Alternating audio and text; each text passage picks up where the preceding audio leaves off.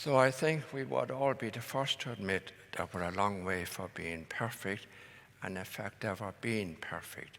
So let's leave that line for a couple of moments and go back there a bit later, see how we can sort out that, and deal with the first difficulty in the gospel this morning, which is love your enemies. What does that really mean?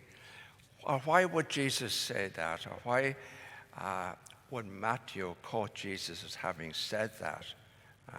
Love your enemies. What does that mean? Well, there's enough violence in the world. And the one thing that abounds at the moment is hatred, isn't it? You find it everywhere. It's here in this country, and it's not just here, but it's everywhere. You have countries, world leaders, fighting against each other, dictators punishing people and locking them up, and it's all out of really hatred. And hatred begins in our own heart. And I was going to say 9 times out of 10, but I'd say 99% of the time it comes from fear. That's one of the real causes of hatred. Fear. When you're a fearful person, you're often full of hate. And also, you got a good way of, two things.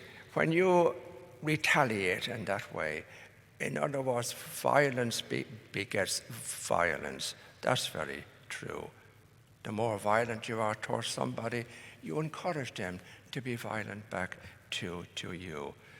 And so the best way, Jesus gave the example when you feel rejected or when you feel somebody has something against you, just try and get on with your life. Keep on doing your best.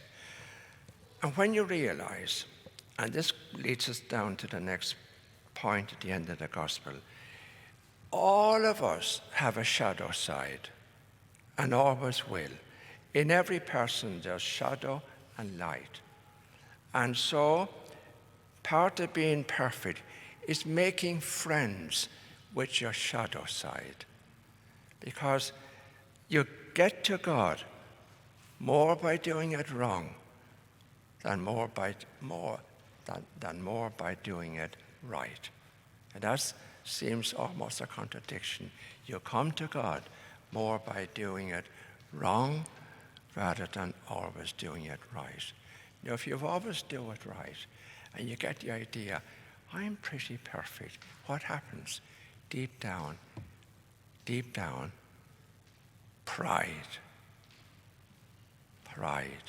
So when I'm conscious of my faults and my failings, I'm not going to get upset with your faults and failings. I'm going to accept you more. That's very, very important.